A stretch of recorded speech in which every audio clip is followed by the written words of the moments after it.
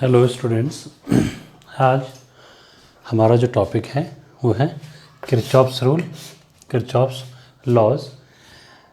किसी electric circuit में हमें जब करंट या रेजिस्टेंस की वैल्यू दी होती है या गेट करनी होती है तो उसके लिए हमारे पास दो लॉ जो हैं वो किरचॉफ ने दिए थे। उन लॉज को हम पढ़ेंगे। उसमें से पहला रूल है हमारे पास किरचॉफ्स फर्स्ट रूल, हम जिसको बोलते हैं जंक्शन रूल।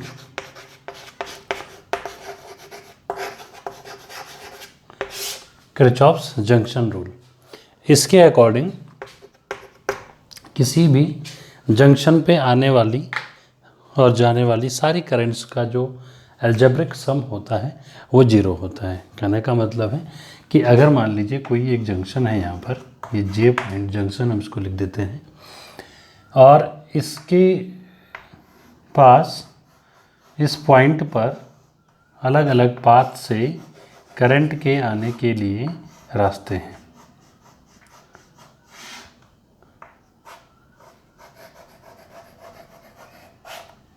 ये जे पॉइंट है। इस जे पॉइंट पर सपोज यहाँ से करंट आती है I1, यहाँ से करंट आती है I2, और यहाँ से वापस करंट जाती है I3, और यहाँ से वापस करंट जाती है I4।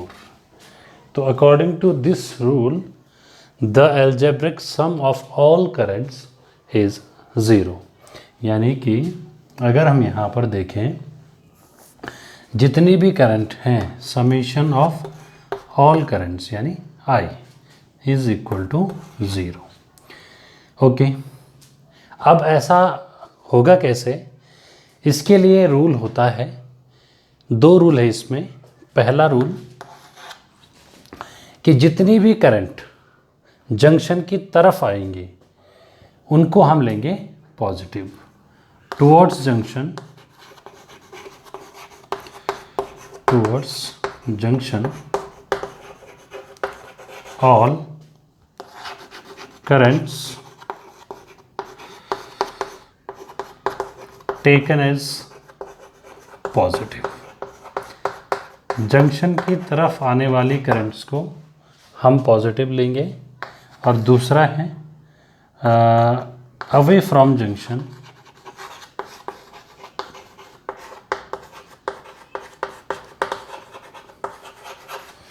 all currents taken as negative। Negative लेंगे उन करंट्स को जो जंक्शन से दूर जा रही हैं।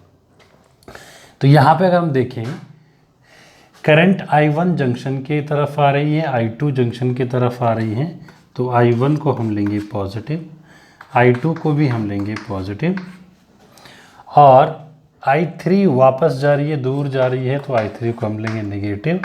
वैसे ही I4 भी दूर जा रही है, तो सारे करंट्स का सम जो है वो क्या हो जाएगा? ज़ीरो हो जाएगा। तो I1 plus I2 is equal to I3 plus I4।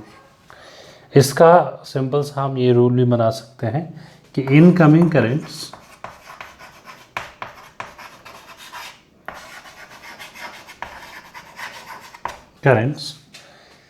is equal to outgoing currents।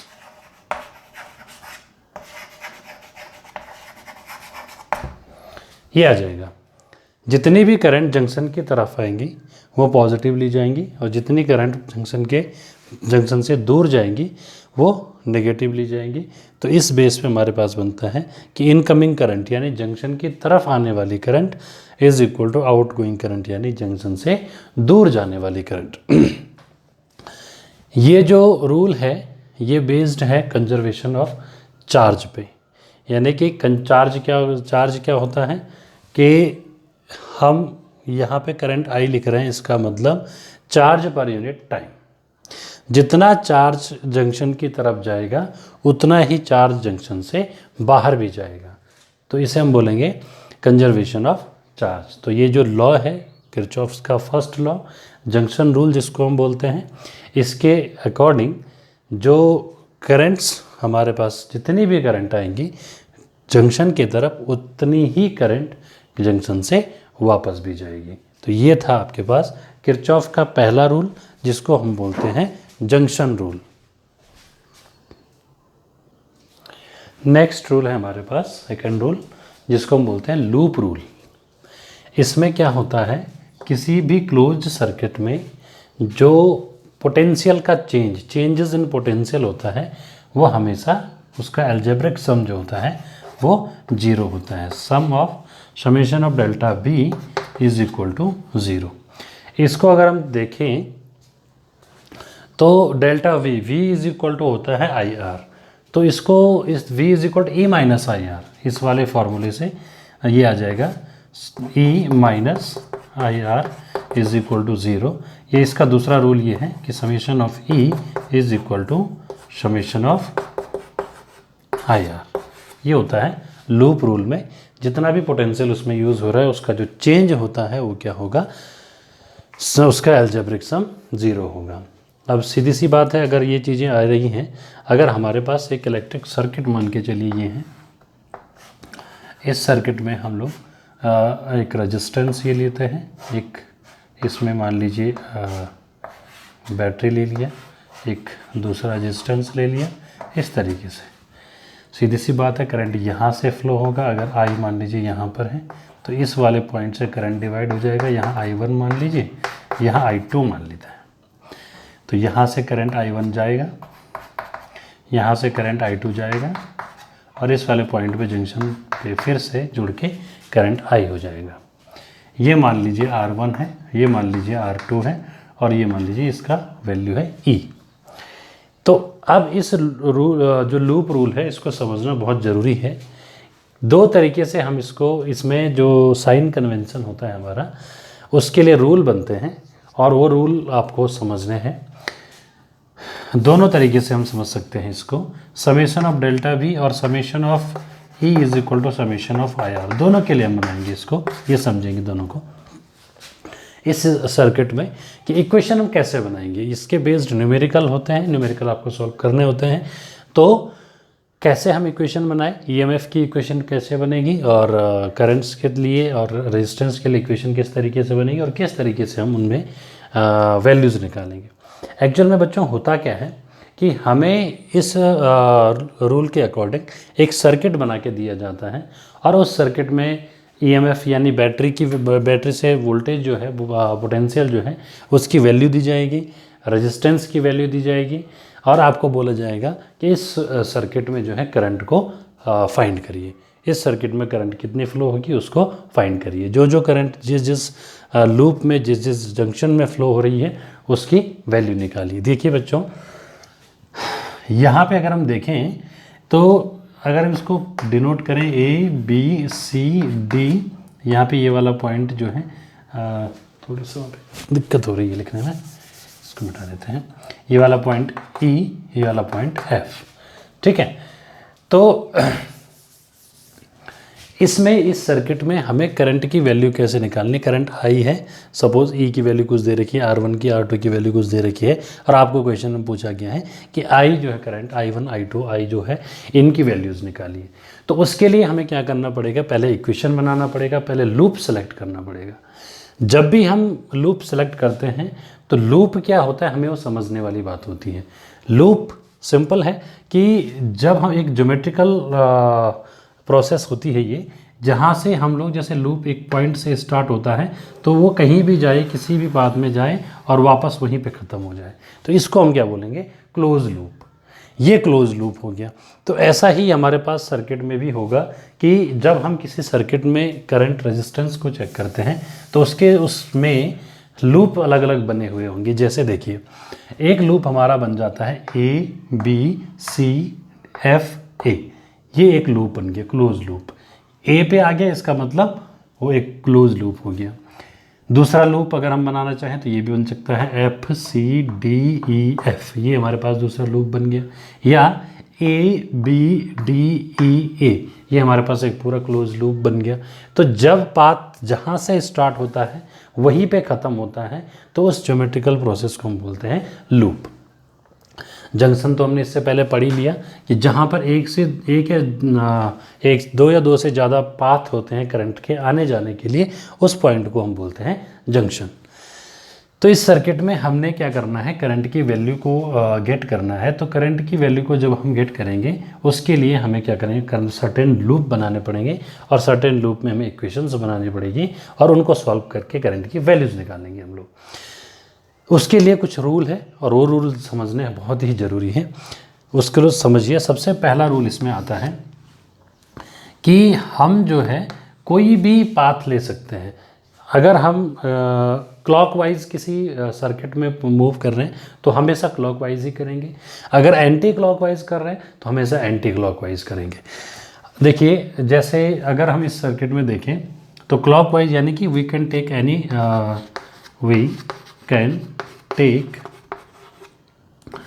Any direction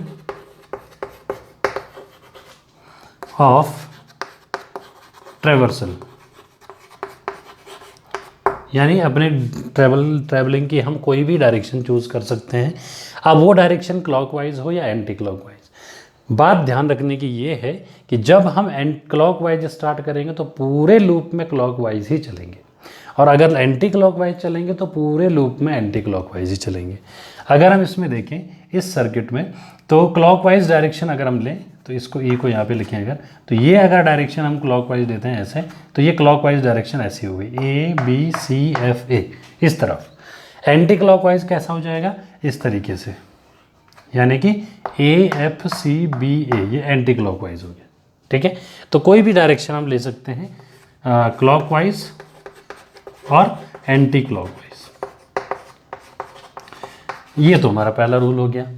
अब पहले रूल के बाद हम लोग अपनी डायरेक्शन को पूरे लूप में चेंज नहीं करेंगे, चाहे कुछ भी हो, हमें डायरेक्शन वही रखनी है। ओके, दूसरा, हम पोटेंशियल को यानी कि V जो E हमारे पास यहाँ पे आ रखा है, EMF जो है किसी बैटरी का, वो कब पॉजिटिव लेंगे कब नेगेटिव लेंगे वो समझने वाली बातें हैं। तो देखिए, अगर मान लीजिए ये सर्किट में ये नेगेटिव और ये पॉजिटिव, ये बैटरी का साइन होता है। ठीक है, और नेगेटिव पॉजिटिव में अगर हमने मान लीजिए ये डायरेक्शन है हमारे ट्रैवल की, जो एरो है ये शो करता है डायरेक्शन ऑफ ट्रेवर्सल, और ये आपके पास है बैटरी का नेगेटिव, बैटरी का पॉजिटिव। तो सिंपल सा ध्यान रखना है कि EMF जो यहाँ पर है, जो पोटेंशियल है V, वो लिया जाएगा क्या, प्लस E।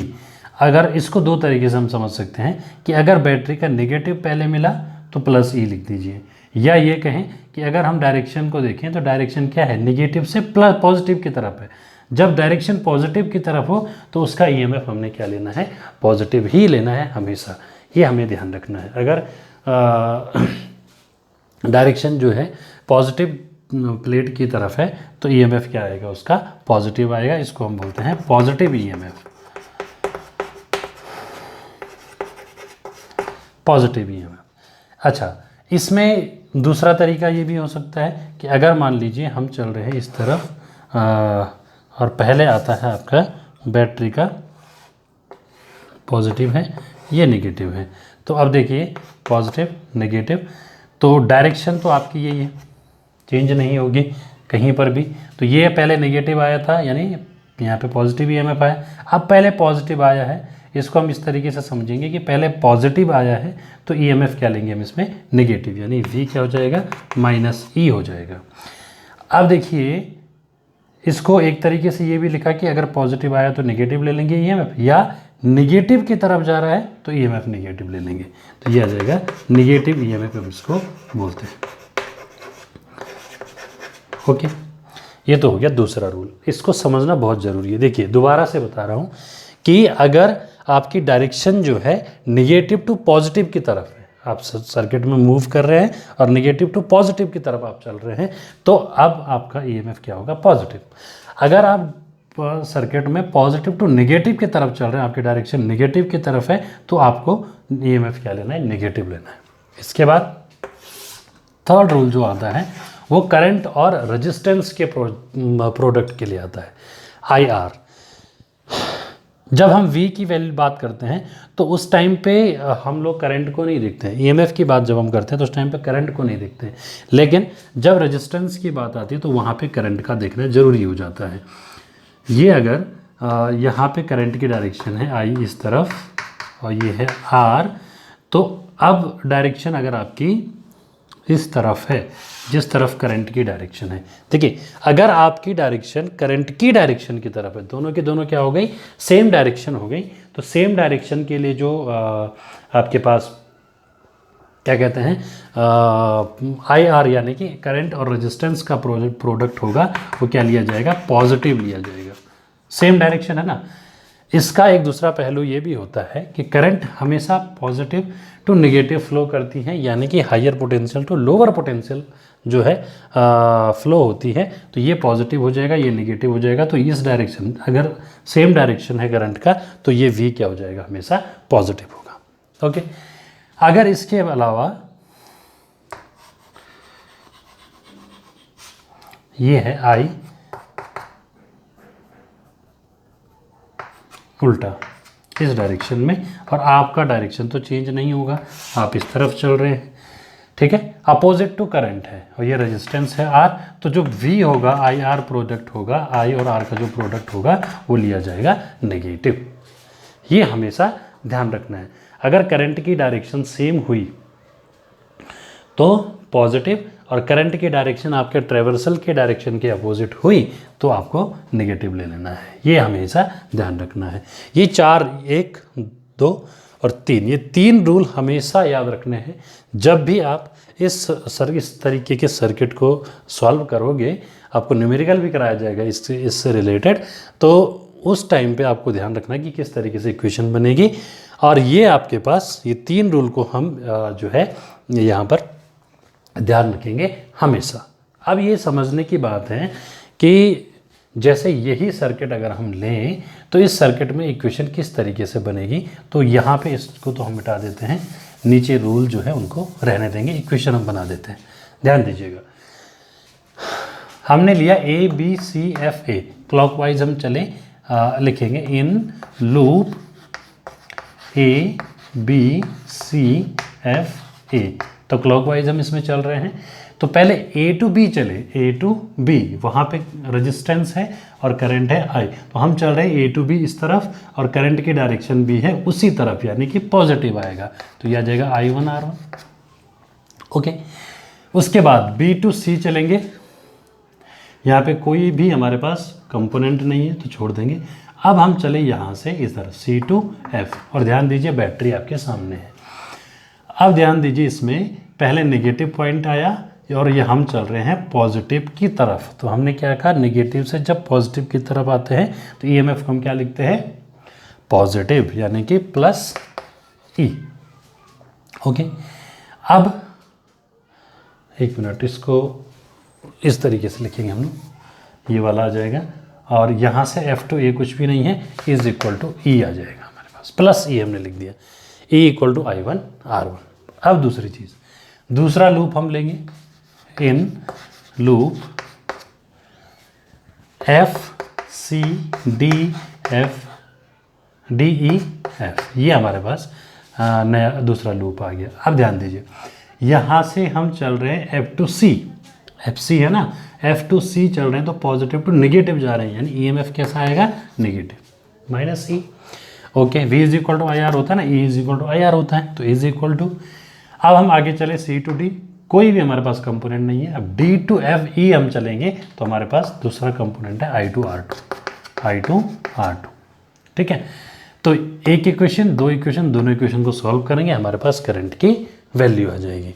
और इस जंक्शन पे जब हम देखेंगे यहाँ पर, तो देखिए I जो है, देखिए आने वाली करंट और दोनों जाने वाली करंट, तो I इज इक्वल टू क्या हो जाएगा, I1 प्लस I2।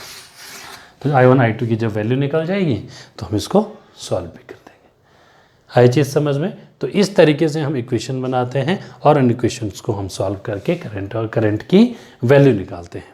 तो ये था आपके पास junction rule. Thank you. Next topic है बच्चों हमारा व्हीटस्टोन ब्रिज। और इस टॉपिक में हमारे पास एक अरेंजमेंट होता है 4 रेजिस्टेंसेस का, और जिसमें कि हम किसी एक अननोन रेजिस्टेंस को क्विकली और एक्यूरेटली फाइंड करते हैं। इस अरेंजमेंट को हम बोलते हैं व्हीटस्टोन ब्रिज। यहाँ पर जो एलिमेंट्स हम यूज़ कर रहे हैं, जो कंपोनेंट्स हम यूज़ कर रहे हैं, एक बैटरी हम इसमें यूज़ कर रहे हैं, 4 रेजिस्टेंसेस हैं P Q R S हैं, और एक गैल्वेनोमीटर हमने B और D के बीच में जोड़ दिया है। तो गैल्वेनोमीटर हमारे पास एक ऐसा एप्लियंस होता है, डिवाइस होती है, जो कि ये सर्किट में करंट के डिफ्लेक्शन को जो है वो क्या करेगा, शो करेगा, करंट के डिफ्लेक्शन को शो करेगा। तो उसमें हमें क्या करना है, इस सर्किट में हमें करंट्स की वैल्यू दी जाएगी। जैसे हमें यहाँ से देखिए आई है, तो अब देखिए इस पॉइंट पर, ए वाले पॉइंट पर क्या होगा, ये आई करंट 2 पार्ट में डिवाइड हो जाएगा। देखिए यहाँ से A to B जाएगा और A to D जाएगा। तो अगर I यहाँ पर है तो यहाँ से एक पार्ट मान लीजिए इसका I1 इधर गया और एक पार्ट I2 जो है वो इधर की तरफ गया, ठीक है। और ये गैल्वेनोमीटर है, तो गैल्वेनोमीटर में मान लीजिए करंट फ्लो हो रही है IG, ठीक है। तो अब यहाँ पे B to C वाला जो आर्म है, इसमें जो करंट जाएगी वो कौन सी करंट होगी, I1 इधर आई और IG इधर गई, और इधर कितना हो जाएगा, I1 माइनस IG हो जाएगा, ओके। और यहाँ पे, यहाँ से जब जाएगा करंट, यहाँ से IG आएगा, यहाँ से I2 आएगा, और बाहर कितना जाएगा, दोनों का सम, तो यहाँ पे हो जाएगा I2 प्लस IG, ये आ जाएगा I2 प्लस IG। तो देखिए चारों में हमने करंट को प्रोवाइड करा दिया। कितनी करंट जाएगी, यहाँ ए बी वाले आर्म में जो है जाएगी वो I1 है, BC वाले आर्म में जो जाएगी वो I1 माइनस IG जाएगी, AD वाले में जाएगी वो I2 है, और DC वाले में जो जाएगी वो है I2 प्लस IG। ये 4 आर्म्स हैं, रेजिस्टेंस आर्म हम इनको बोलते हैं, और इन चारों आर्म में हमने करंट को शो कर दिया। तो ये एक अरेंजमेंट होता है बच्चों, जिसमें कि हम किसी एक अननोन रेजिस्टेंस की वैल्यू क्विकली और एक्यूरेटली फाइंड कर सकते हैं इस अरेंजमेंट के थ्रू। इस अरेंजमेंट में हमारे पास जो कंडीशन आती है वो आती है balance bridge condition. Balanced bridge condition, इसको हम पढ़ते हैं, इसके बेस पे हम लोग निकाल सकते हैं क्या होता है। अब ध्यान दीजिए, बैलेंस ब्रिज कंडीशन कब होती है, कब आती है ये कंडीशन तब आती है बच्चों जब पॉइंट बी और पॉइंट डी का पोटेंशियल क्या हो जाता है, सेम हो जाता है, यानी potential at B is equal to potential at D, ये कंडीशन आएगी, ओके। या अगर हम इसको थोड़ी और तरीके से लिखें, एलोबरेट करके लिखें, तो ये आ जाएगा V B minus V D is equal to 0, यानी कि जब B और D पॉइंट का पोटेंशियल डिफरेंस 0 होगा उस टाइम पर ब्रिज क्या होगा, बैलेंस। और बैलेंस ब्रिज की कंडीशन में हमारे पास एक फॉर्मूला बनेगा कि रेजिस्टेंस आर्म्स जो हैं उनका रेशियो इक्वल हो जाएगा, यानी AB पे जो रेजिस्टेंस है P और BC पे रेजिस्टेंस है Q, उसका रेशियो नेक्स्ट जो हमारे पास आर्म्स है उनके रेजिस्टेंस के रेशियो के बराबर हो जाएगा। P upon Q is equal to R upon S। ये हमारे पास बैलेंस ब्रिज की कंडीशन आती है बच्चों। अब इसमें हम ये मानते हैं कि अगर S जो है ये एक क्या है, अननोन रेजिस्टेंस है, तो इसकी वैल्यू हम फाइंड कर सकते हैं। If S is unknown resistance, अगर S अननोन रेजिस्टेंस है तो देखिए S की वैल्यू हमारे पास निकल सकती है, क्योंकि हमारे पास P upon Q is equal to R upon S जो है वो क्या है, रेशियो है।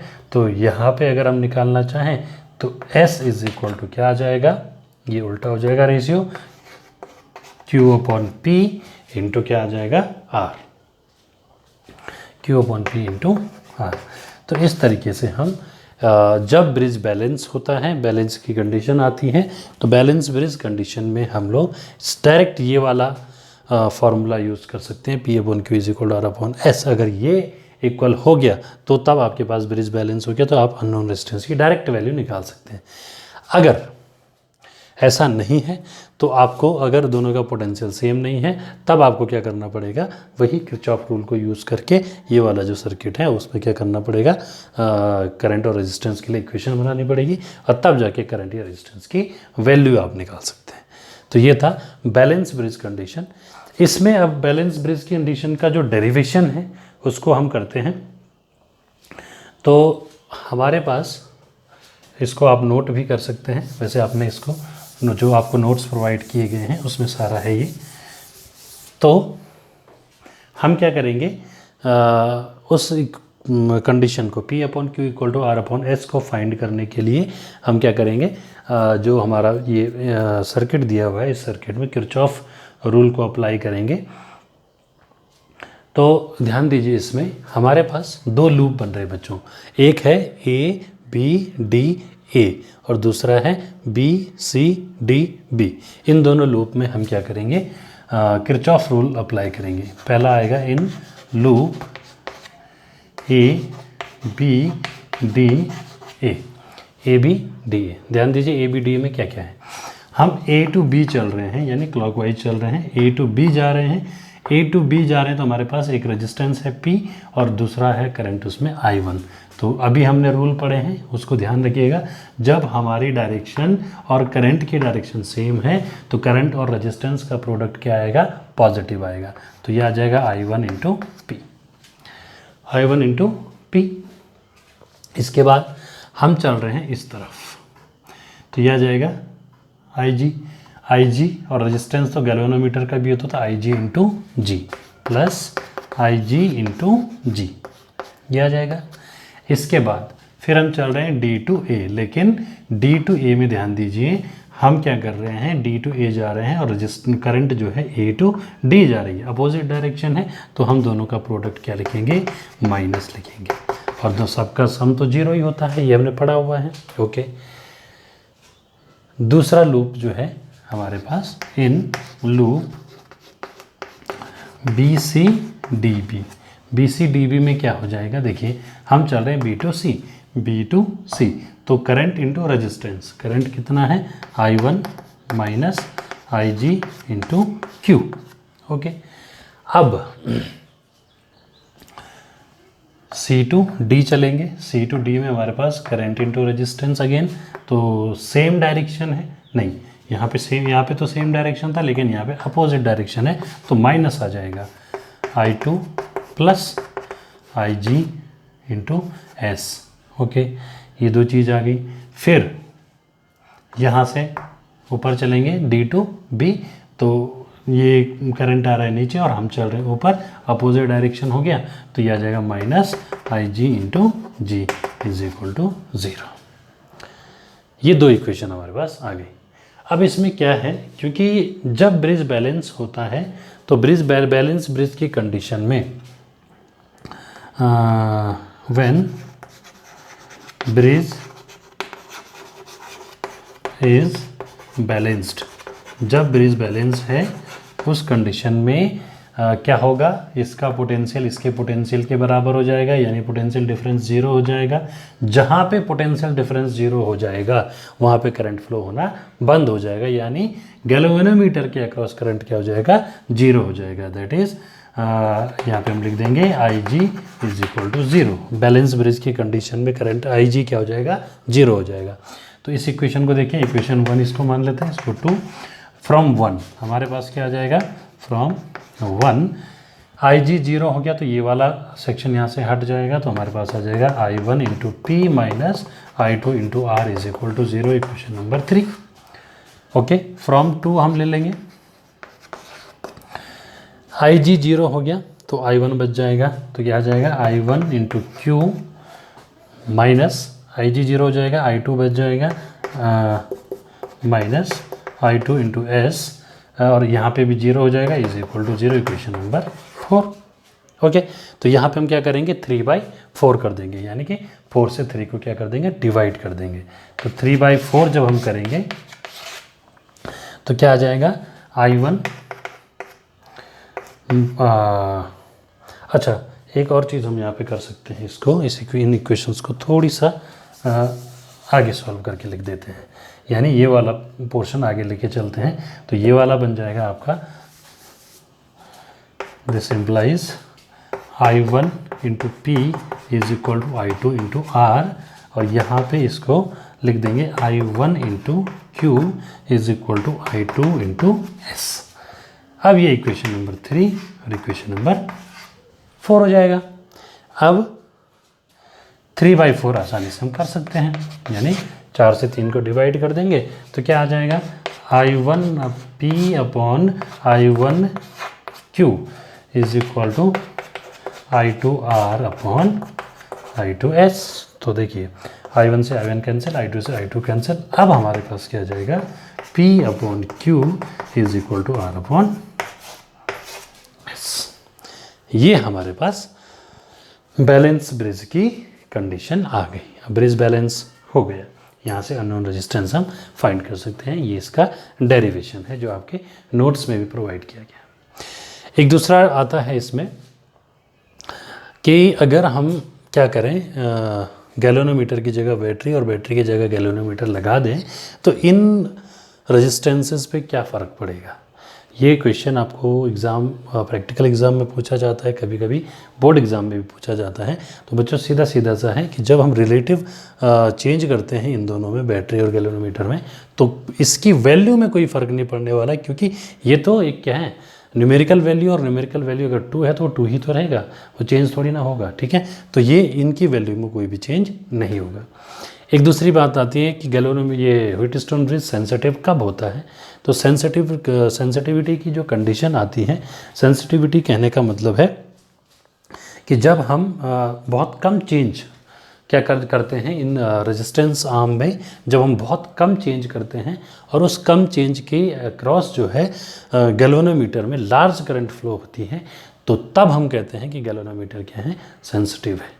यानी इसको हम बोलते हैं गैल्वेनोमीटर की सेंसिटिविटी, मतलब कम चेंज करने पे, रेजिस्टेंस के बहुत कम चेंज करने पे लार्ज करंट अगर गैल्वेनोमीटर के अक्रॉस फ्लो होती है। तो ये था आपके पास व्हीटस्टोन ब्रिज। इसके बाद हमारे पास 2 टॉपिक और बच जाते हैं, मीटर ब्रिज जो कि इसी का एक एप्लीकेशन है व्हीटस्टोन ब्रिज का, और दूसरा आ जाता है पोटेंशियोमीटर। मीटर ब्रिज और पोटेंशियोमीटर आपके पास बच जाता है। इसके बाद ये चैप्टर आपका फिनिश हो जाएगा। Thank you.